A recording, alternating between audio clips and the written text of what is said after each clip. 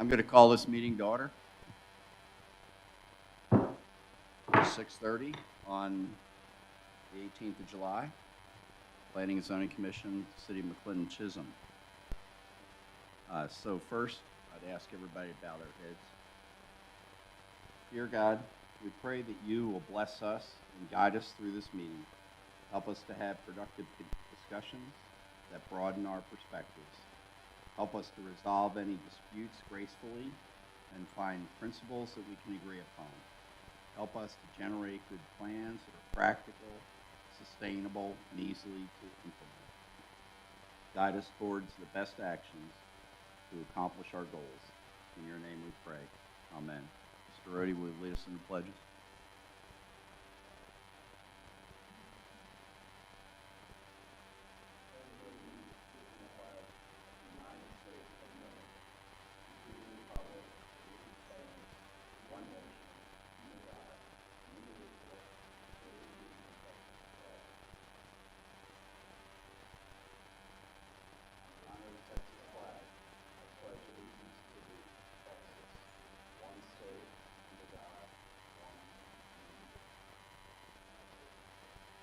All right.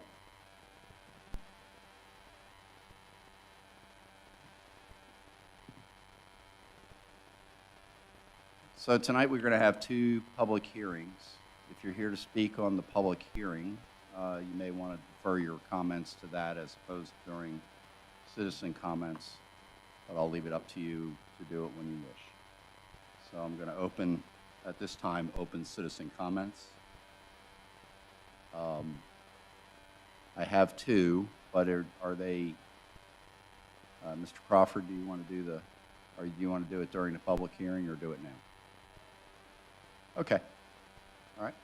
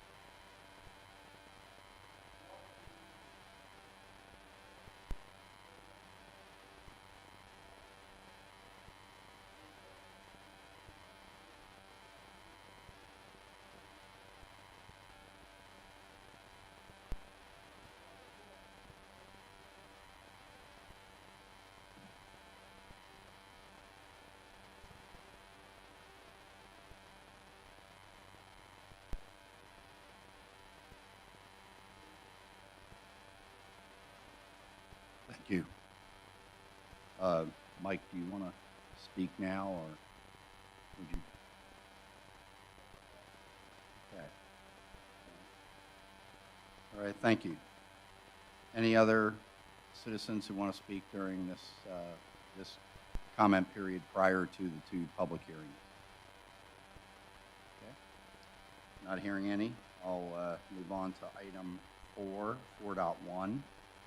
I'll entertain a motion to consider the approval of the minutes of May 16th, 2023 for the Planning and Zoning meeting. Okay. All right. I'll remind everybody, make sure you turn your mics on when you're speaking. All in favor? Aye. Okay, show that unanimous. On to 4.2. Consider the meeting minutes of June 20th for the 2023 Planning and Zoning meeting.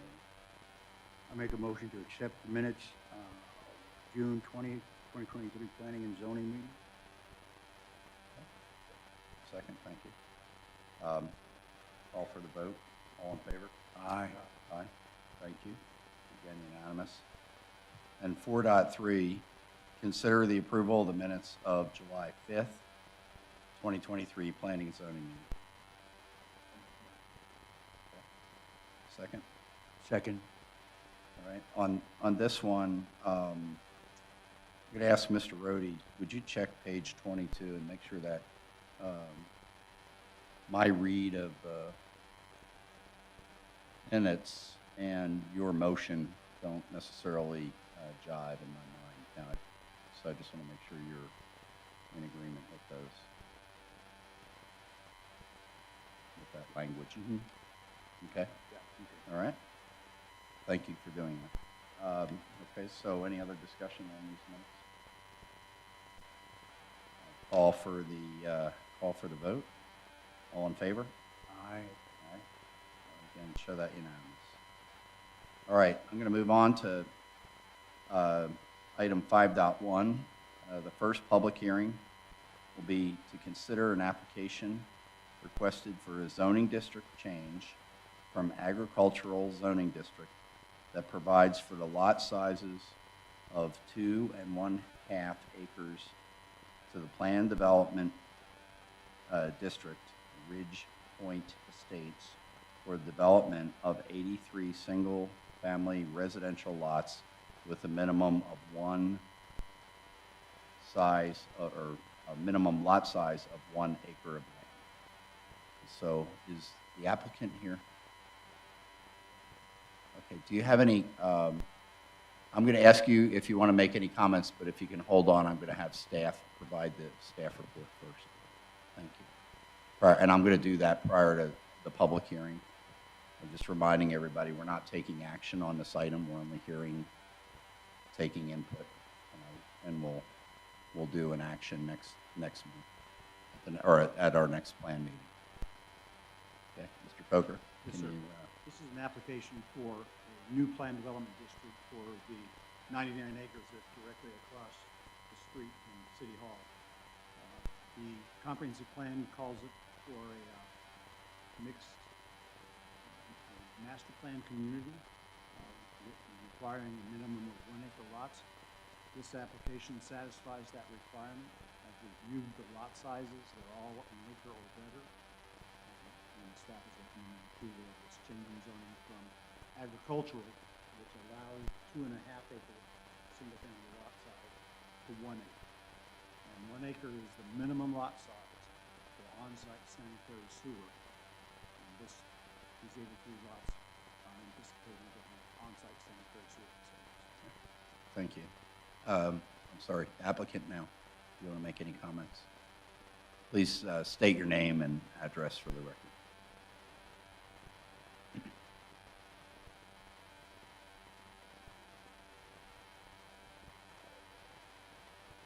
Hang on a sec. Oh, there you go. There we Okay. have it. I figured it out, sorry. All right. Good evening, Commissioners. Thank you for having me here. My name is Ricardo Doy. I'm a project manager with Patty DCD LP, and our address is 1600 North Collins Boulevard, Suite 3300, Richardson, Texas 75080. I moved from a different office, so I don't memorize the address yet.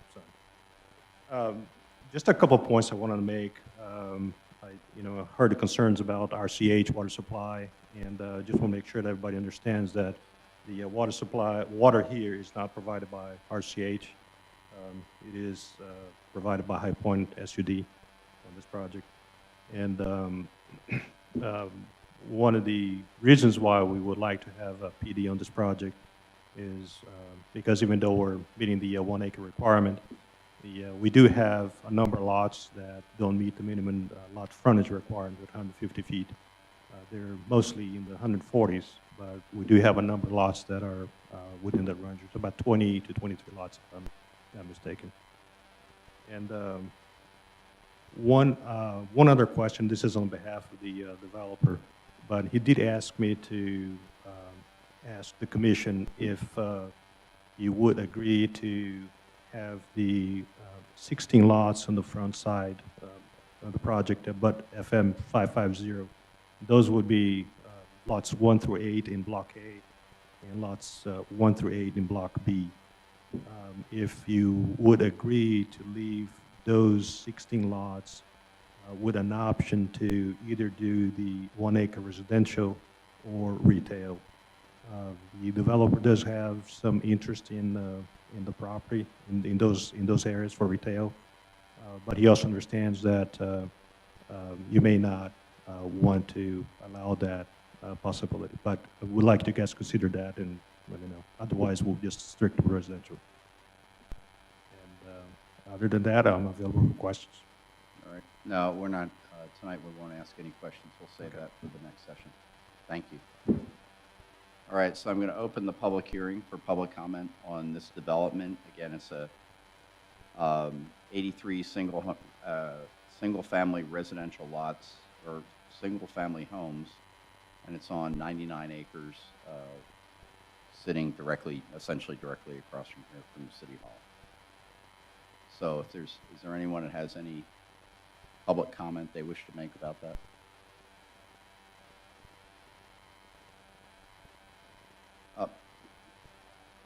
It's High Point, but we're not supposed to respond to questions at this point. This is just your opportunity to. Thank you, though. Yeah. Anyone want to make any comments, sir?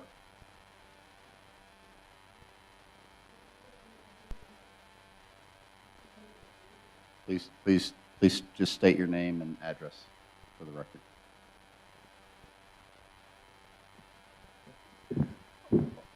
Oh, this is a question. Did the gentleman there during citizen comments, did he get recorded? Because he was really far and the microphone was turned off.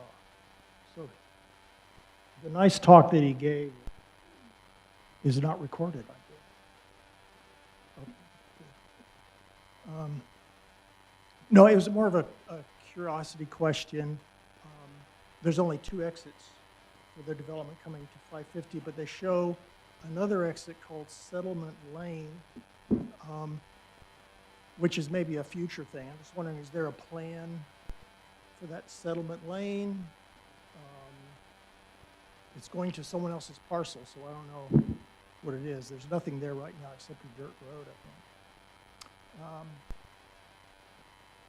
Also, I noticed the approval mentioned the comprehensive plan, which is great. It looks like it meets all the good stuff. And congratulations to the new guys and the new positions on the council.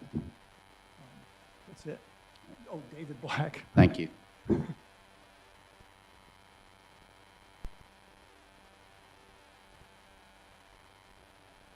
No, well, y'all have opportunity in the future. Anyone else want to make a comment about this development? Ma'am? We don't bite. I do. Okay, all right. So, Cheryl Evans, 23 Fireside Drive. I just want some clarification on the last thing that the gentleman said when he was saying that they adhered to all the 1 acre lot requirements, but then he said, I also wanted to ask if and I completely lost that last part. So what was the additional thing he was asking? Please. Okay, so what is that? Mr. Chair? Yes, sir. If I can interject here, what they asked for is for the front lots that front on 550 to also be available for retail. We can't consider that because that was not part of the application. So that's the answer to the question.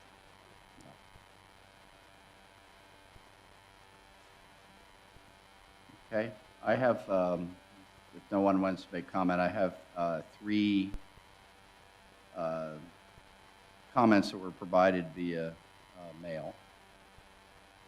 One in favor of the development. The other three are opposed.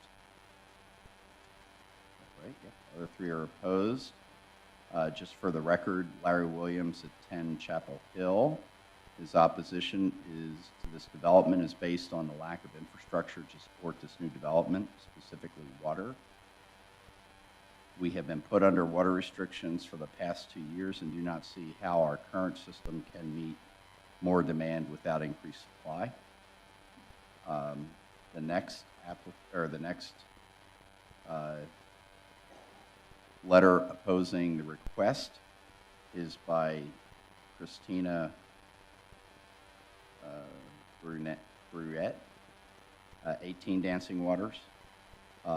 And we don't have adequate, her comment is, we don't have adequate infrastructure to support this many homes.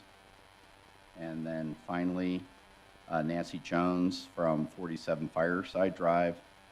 I don't support until this present homes are guaranteed they will have the water they need. So those are the three letters I'll enter into in for the record. Okay, last call. Anybody want to make any comments? All right, Mike? Mike Hatcher, 175 East FM 550. The only question I have that you're not going to answer is, this just zoning, is the PD already approved? Just zoning, then, No. Just so point of clarification there is the application was only for a zoning change, that there would be, since it's a development inside the city, there would be all the accompanying documents that would be required that will be submitted at a point in the future.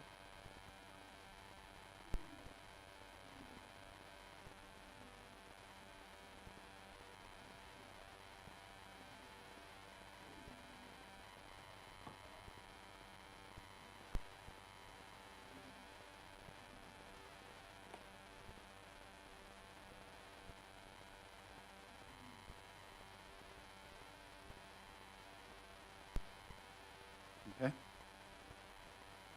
All right, thank you. So any other, one last call, comments? So I'm going to close the public hearing. We have the time there at 18:50. And I'll move on to item, yes, sir.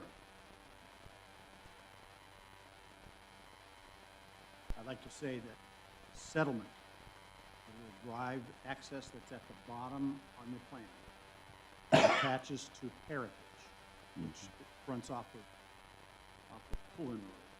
And its main drive is Settlement Drive. And should those two desire to have a connection between 550 and Pullen, this proposed opportunity sets that up. So far, we asked the developer to put this in, but we haven't gotten a response from the developers of the second and third phases of Heritage over on Pullen about whether they want to make it. Okay. That's why it's on. All right, thank you.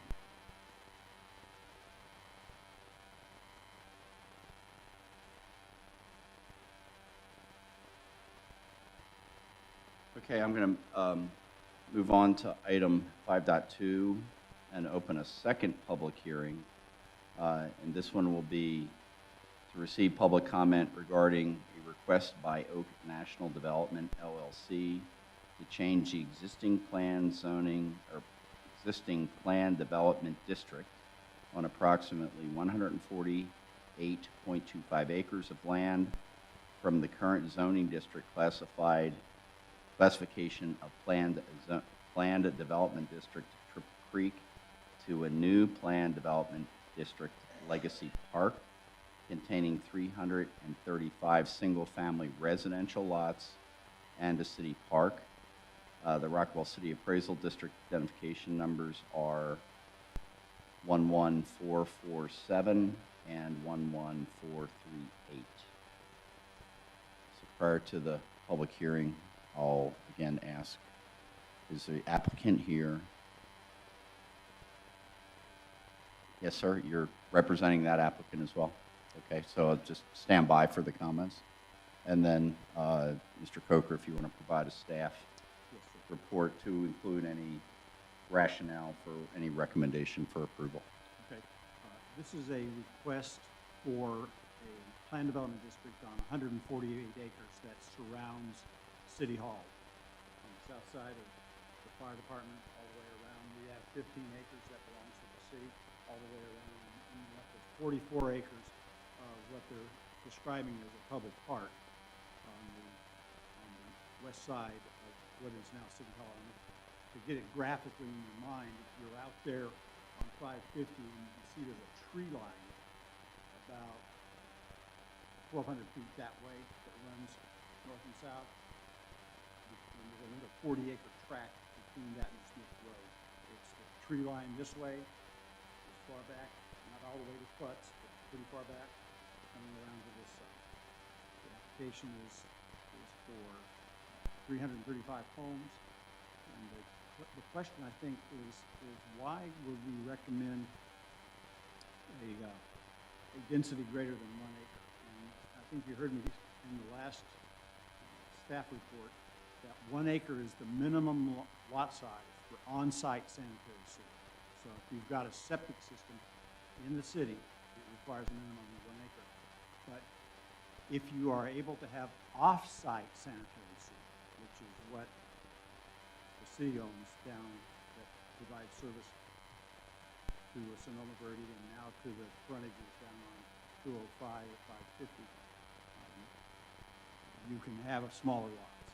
And so that's the rationale and the justification for allowing smaller lots. Now, just for the sake of clarity, the applicant in this case has requested that you hold the public hearing open until the first regularly scheduled Planning and Zoning Commission meeting of September, because they're making significant revisions to the plan subject to a meeting that we had earlier this week. And so they're asking for you to go ahead and have the public hearing today, but hold that public hearing open until the first public hearing in September to allow them to make modifications so that the public will have the opportunity to actually look at that proposal as compared to what's currently. Okay.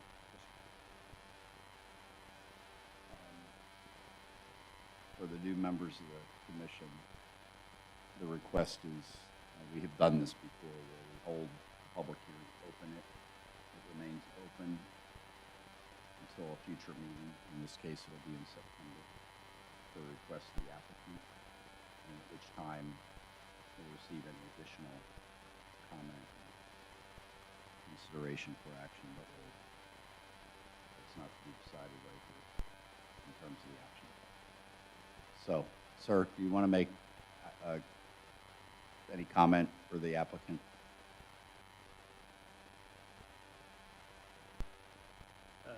Ricardo Doy again from Patty DCD, but no, I think explained pretty well, but obviously available for any questions you may have. All right, thank you, sir. All right, now I'm going to specifically open the public hearing for citizen comment, and so I'm opening at 18:56.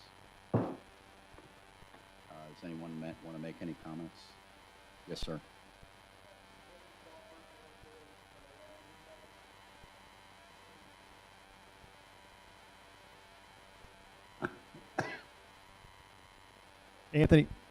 Anthony Crawford, 104 Lavender Place, here in McLendon.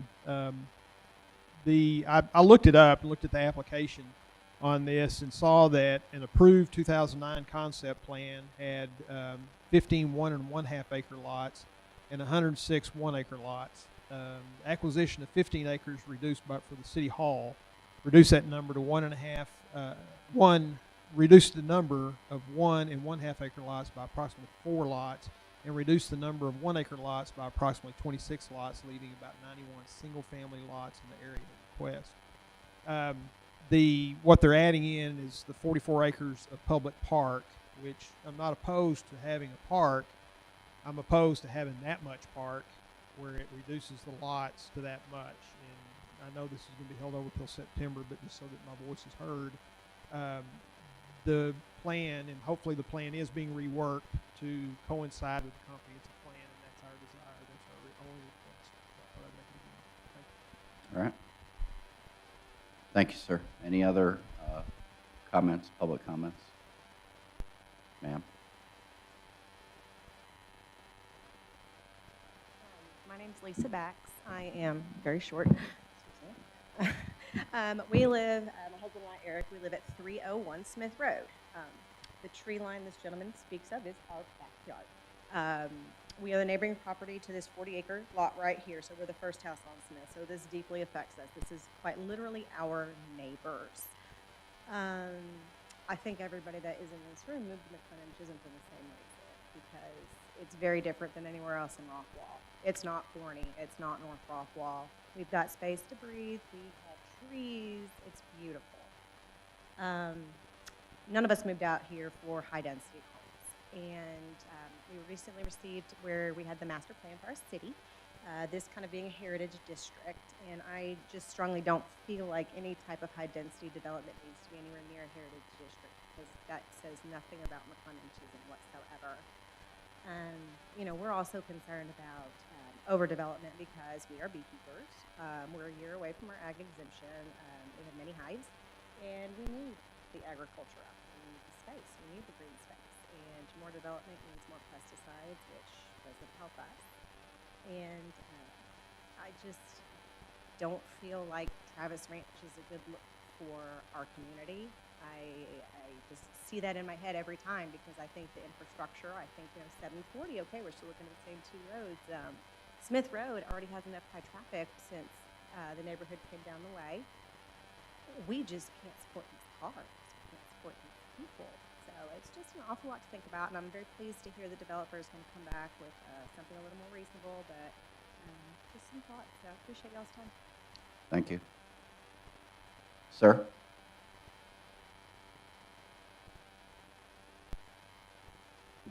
My name's David Black.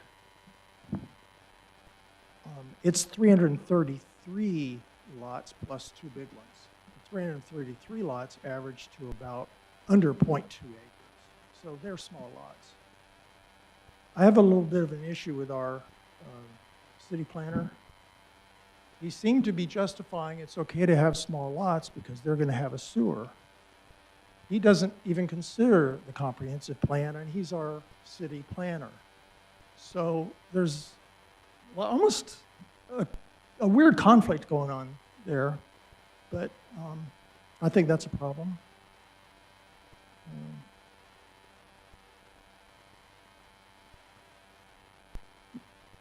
That's enough. Okay. Thank you, sir. Sir, please approach. I'm Bobby Stanley. I live at 18 Fireside Drive. 10 years ago, we moved out here from Dallas County.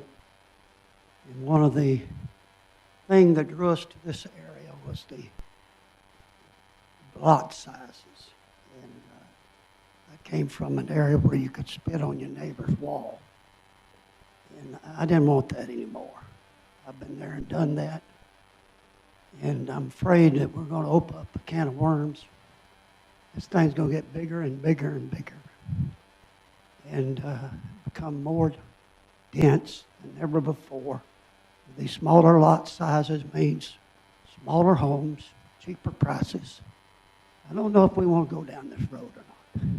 And I'm against it. I enjoy being out here. And the atmosphere that has been created in this McLendon-Chisholm is great for our families, it's great for our children.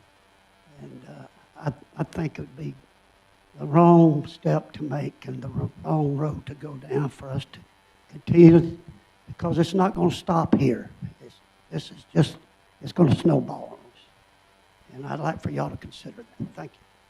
Thank you. Anyone else? Yes, sir. Mike Evans, 23 Fireside Drive. So we were here last week listening to this obnoxious development out here. 40 plus acres he wants his grandchild to play in it. I'm like, play in your backyard, because there's no infrastructure to support it. In my opinion, it's a bribe. It's quid pro quo. It's this for that, right? So if you approve it, then I question why you're approving it, because it is so wrong. 330 some houses being built on, a quarter of an acre. That's not why we moved here.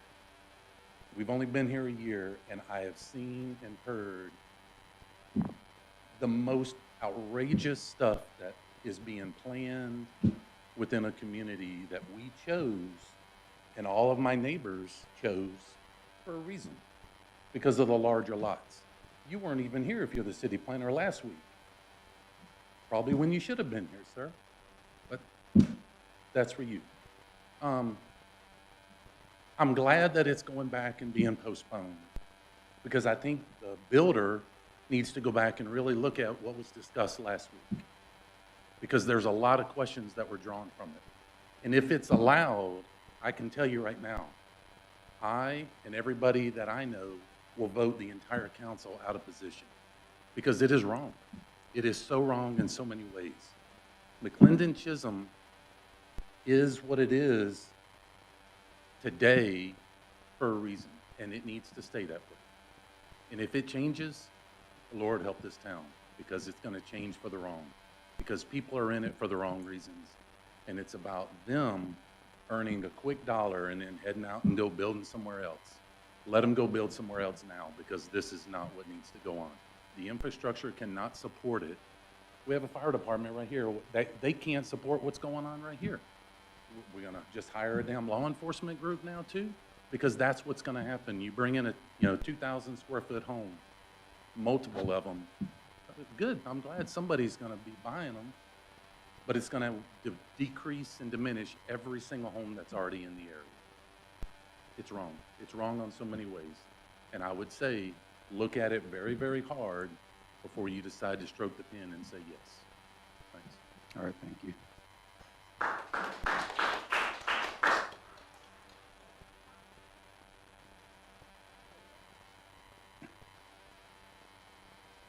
Mike Hatcher, 175 East FM 550. I want to kind of talk about this from a perspective of the spirit of McLendon-Chisholm, right? And most of y'all know, I was here and active through the comprehensive plan. I've been through a lot of these things. This development goes against the spirit of what we heard from the community. Me, as y'all know, I have a lot of commercial real estate around here. Eventually, I want to develop. I don't want to sell to Taco Bell. It's not what McLendon-Chisholm wants. That's not what every person I've talked to, it's not what they want. They want McLendon-Chisholm to stay nice, to have something different than what you can get in 7 miles in any direction. We can get that stuff, we can get the high density, we can get the cheap fast food, we can get all that in a very short drive.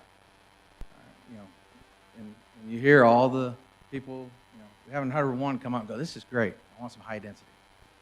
So I just encourage P&Z to listen to its constituents. And I know y'all work for the city council, but just take that to heart. And why this may technically fit legally, as far as they're allowed to have a certain lot size because it is tied to sewer, it doesn't fit the spirit of McLendon-Chisholm and what the people of McLendon-Chisholm want. And I would encourage you to act based on that. Thank you, sir. Mr. Davis. Hi, Michael Davis, 106 Cheney Place. I wish I had something different to tell you, so it wasn't entirely repetitive from what we have here.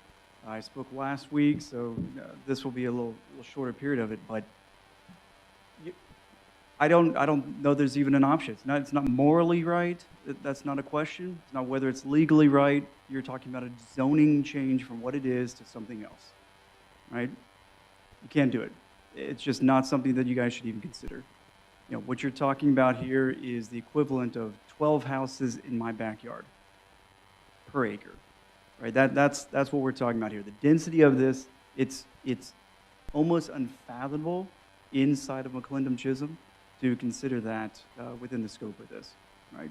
1 acre, right? 1 acre is what they're looking at here across the street, right? 83 houses on approximately 100 acres, something like that, right? Now that works out. That's 44,000 square feet an acre. That's solid. These are 7,200 square foot lots, right? It's 12 and a half houses for that same acre. So take the house, the neighborhood that you guys are looking at considering across the street, right? And just take it and double it, and then double it again, and then double it again on top of that, and then one more time just for good measure. It's a lot of houses. And we look at just the practicality of this. Not only do we not need a 50-acre park in McLendon-Chisholm so that someone's grandchildren can go and play ball there, right? They're going to Plano because Plano has the infrastructure, and that's where you're going there. We can make those competitive teams. The only way that you avoid going to Plano to play the games for hockey or baseball or whatever is to have Plano come here.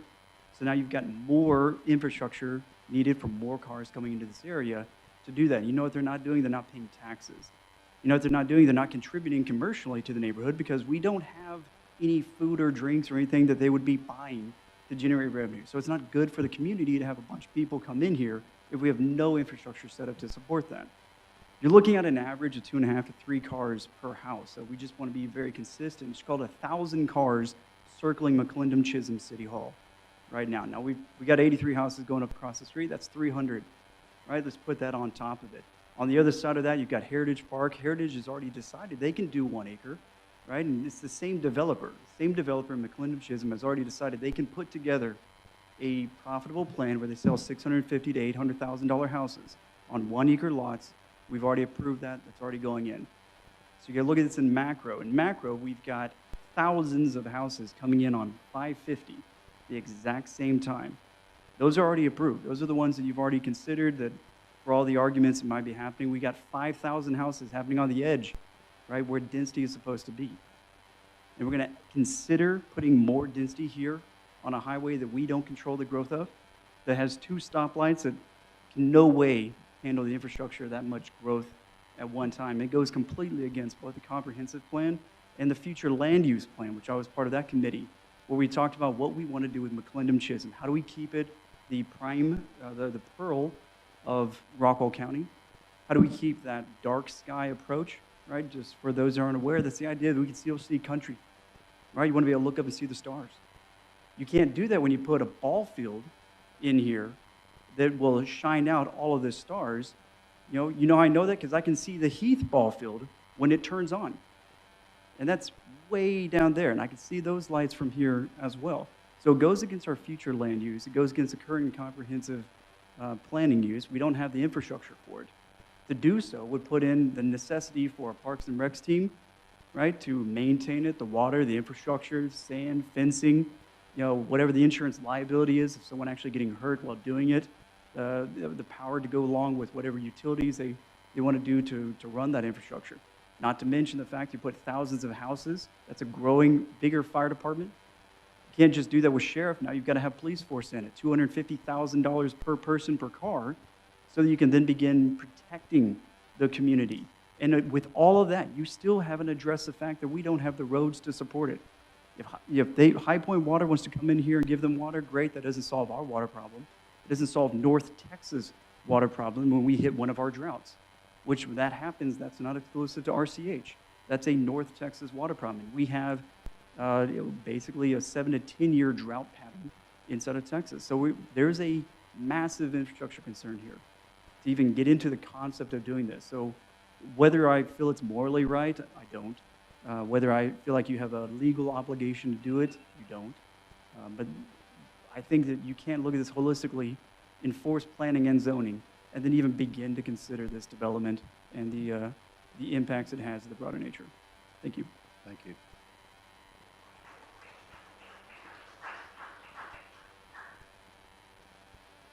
Any others? Yes, ma'am.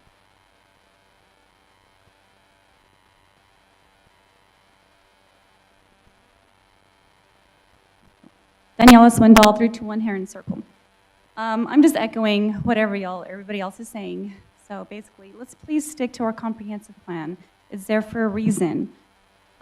It's a guide or a legal guide. So please let's stick to the comprehensive plan for all the reasons everybody else stated. It's there for a reason.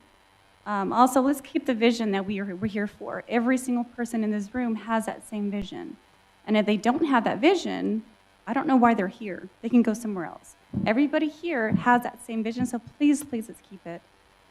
Let's control what we can control. We have developers out in the ETJ. I understand the rules about we can't control certain things, but we can control what we can do here. So why are we bending rules if we can control what we want? I don't know why it says approval or recommended approval. Why?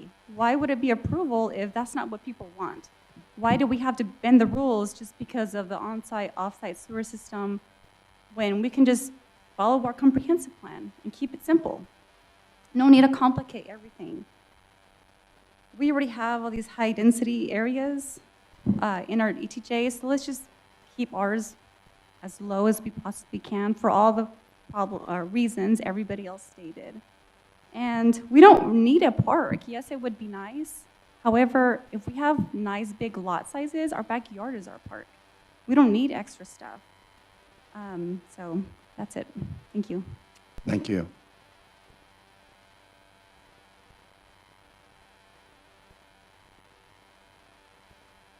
All right, last call. Any additional comments?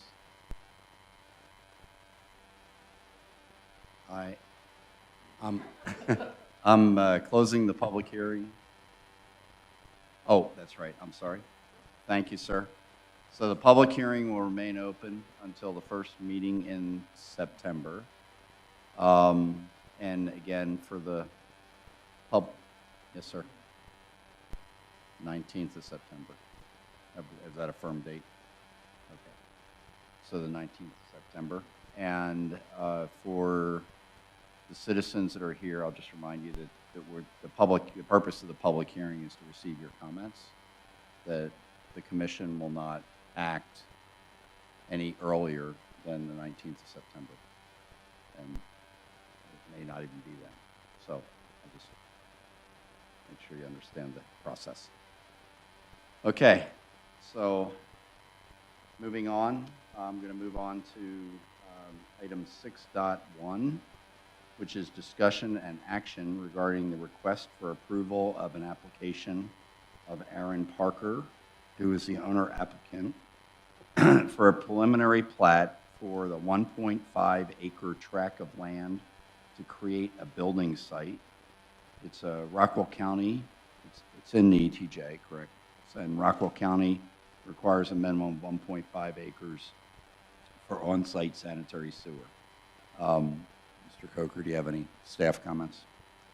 Just reviewed this application, and it conforms with our subdivision regulations, and the lot size is consistent with the requirements of Rockwall County.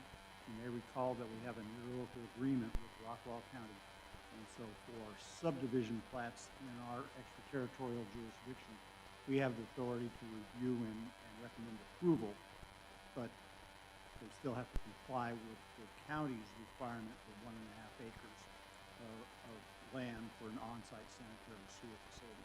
We have a full-size copy of the plat if you want to see it. Here, the one that I put in the file, that was as big as I could get it, so. Let me first entertain a motion here. Wait, don't do that yourself. I want to say one more thing, Mr. Chairman. Okay. This is a plat, and state law says that you all have 3 choices. You can recommend with conditions, recommend approval with conditions, or recommend disapproval, and if you recommend disapproval, you have to specify what elements of the subdivision regulations the application fails to comply with. The staff's recommendation in this case is to approve. Okay, thank you. Now I'll entertain a motion.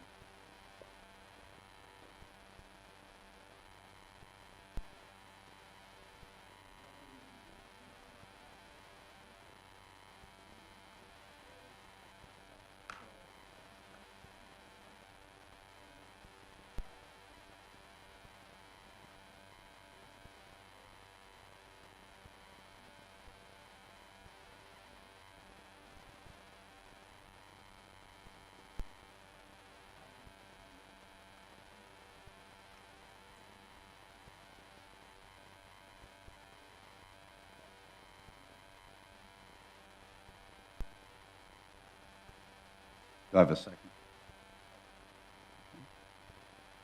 All right, before we take the vote, I'll see if there's any questions.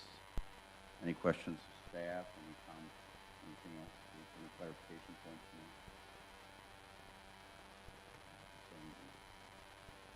Anything else, sir? The one question I had, Mr. Coker, is it's for a building site. Do we know kind of what the building is going to be? It's going to be a residential structure, that's all I know. Okay, so we're approving a preliminary plat for a residential structure. Correct. So I just want to be clear on that point, so there's no confusion. All right. So we have a motion and a second for approval of this preliminary plat for a residential facility. It's in the ETJ. All in favor? Aye. Aye. I'd show that as unanimous, I believe. Mr. Freeze, you good? All right, thank you. So that concludes that. So we're moving on to item 6.2, consideration for future agenda items and any direction to staff by the commission. So I'm gonna also invite the alternates if they have anything they would like to propose that we would see on future agendas. And I know it's the first time we've done this, so it's okay if you don't have anything at this point. So it's all right. We're going to make it routine, so we have the ability to project out, get some additional work done. So, okay, sir. Anything, Tom? Okay.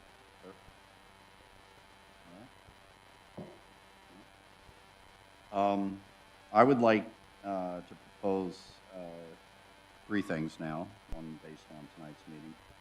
The first is I would like Shelley for the city attorney to prepare a memorandum, or he could, if he can attend the next commission meeting, and based on the latest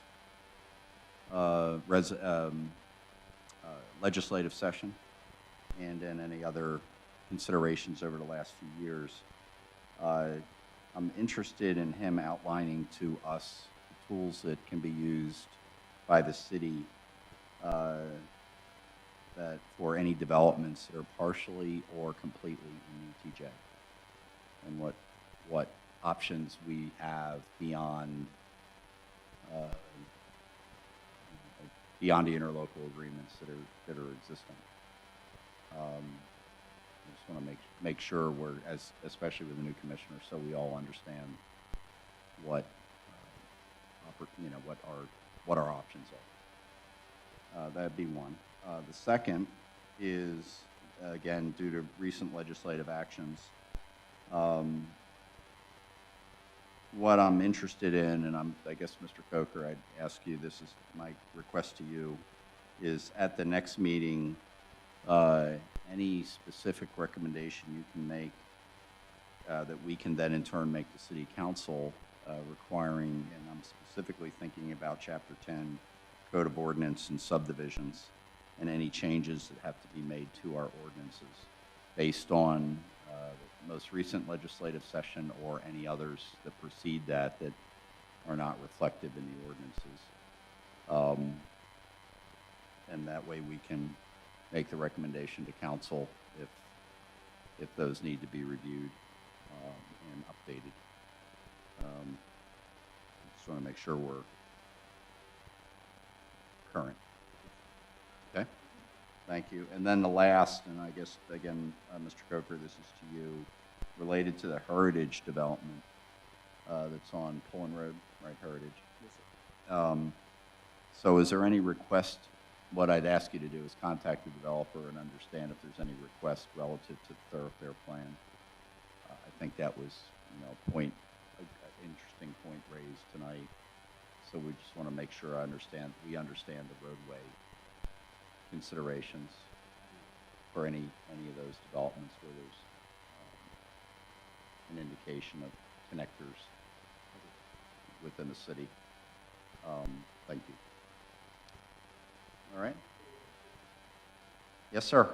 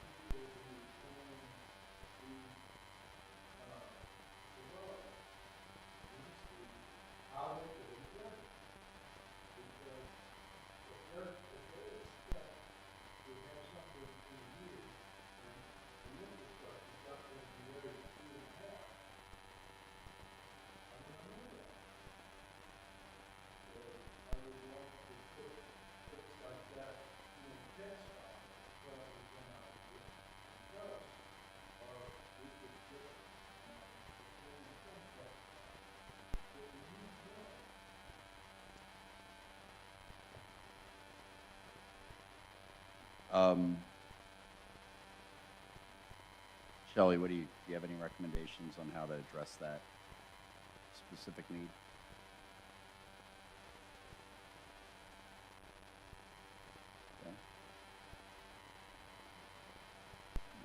Okay. Who's our council member that's the representative to the county consortium, road consortium?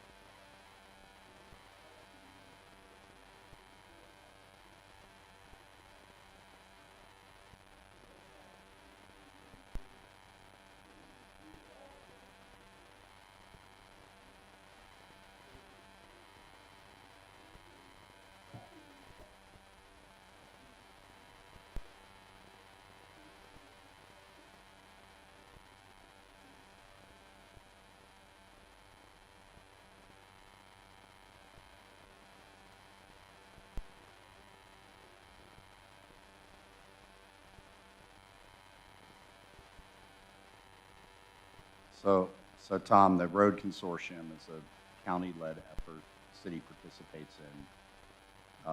It's how the county bond money is applied.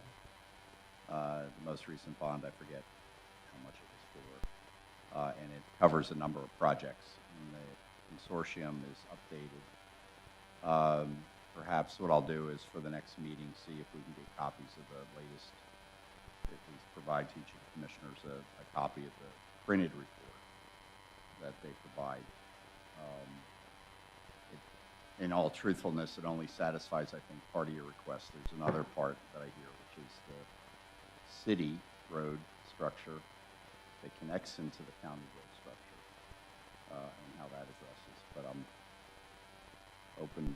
I'll have that conversation with Mr. Coker and see if there's a way that beyond the thoroughfare plan that we currently have, right, which is in the comprehensive plan, is the future thoroughfare plan that Mr. Davis made reference to earlier.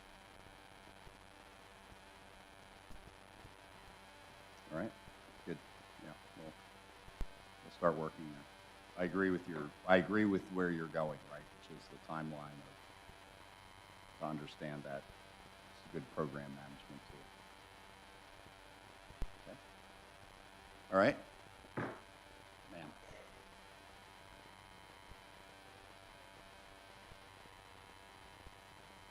Okay, great, thank you. I appreciate that. Thank you very much. All right, so we don't have any other actions pending. With that, we'll move to item 7, adjournment. I'll entertain a motion. So moved. Second. All right. All in favor? Aye. Okay, meeting is adjourned. You